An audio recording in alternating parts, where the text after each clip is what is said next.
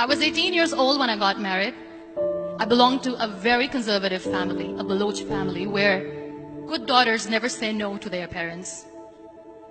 My father wanted me to get married, and all I said was, if that makes you happy, I'll say yes. And of course, it was never a happy marriage. Just about after 2 years of getting married, about 9 years ago, I met a car accident. Somehow my husband fell asleep and the car fell in the ditch.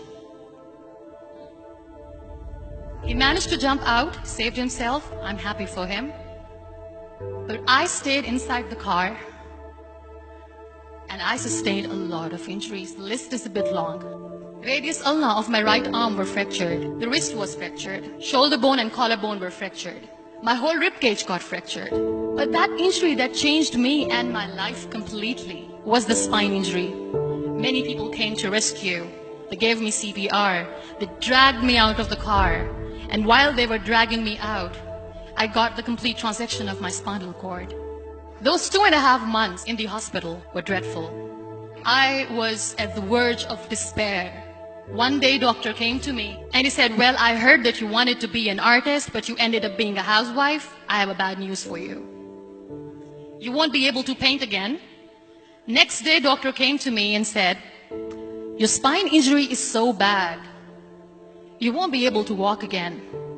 I took a deep breath and I said, it's all right. Next day, doctor came to me and said, because of your spine injury and the fixation that you have in your back, you won't be able to give birth to a child again. That day, I was devastated. I started to question my existence. Why am I even alive? So what kept me going was, one day I asked my brothers, I know I have a deformed hand, but I'm tired of looking at these white walls in the hospital and wearing these white scrubs. Bring me some colors, bring me some small canvas. I want to paint. So the very first painting I made was on my deathbed, where I painted for the very first time. What an amazing therapy it was. Without uttering a single word, I could paint my heart out. I could share my story. People used to come and say, what lovely painting. So much color. Nobody could see the grief in it. Only I could. And that day I decided that I'm going to live life for myself. I am not going to be that perfect person for someone. I am just going to take this moment and I will make it perfect for myself. That I'm going to fight my fears.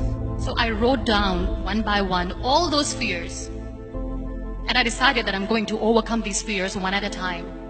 You know what was my biggest fear? Divorce. But the day I decided that this is nothing but my fear, I liberated myself by setting him free. And I made myself emotionally so strong that the day I got the news that he's getting married, I sent him a text that I'm so happy for you and I wish you all the best. And he knows that I pray for him today. Number 2 was, I won't be able to be a mother again. And that was quite devastating for me. But then I realized there are so many children in the world, all they want is acceptance. So there is no point of crying, just go and adopt one. And that's what I did.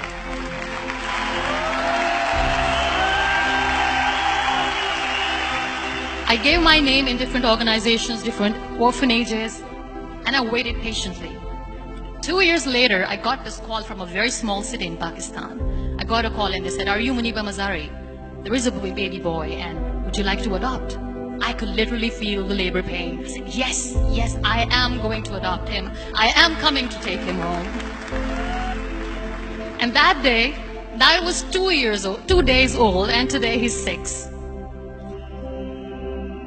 You know, when you end up being on the wheelchair, what's the most painful thing?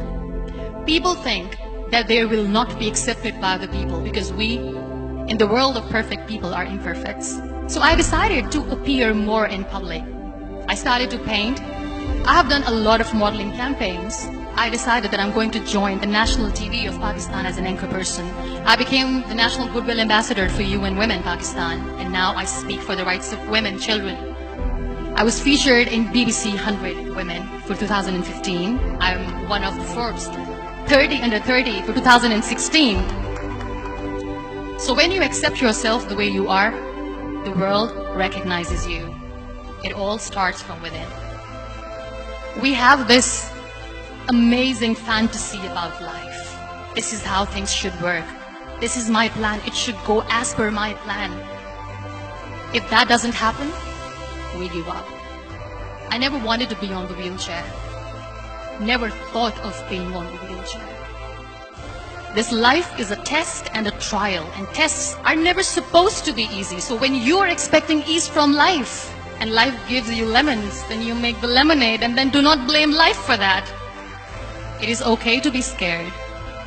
It is okay to cry. Everything is okay, but giving up should not be an option. They always say that failure is not an option. Failure should be an option, because when you fail, you get up, and then you fail, and then you get up, and that keeps you going. Embrace each and every breath that you are taking. Celebrate your life. Live it. Don't die before your death. Real happiness lies in gratitude. So be grateful, be alive, and live every moment.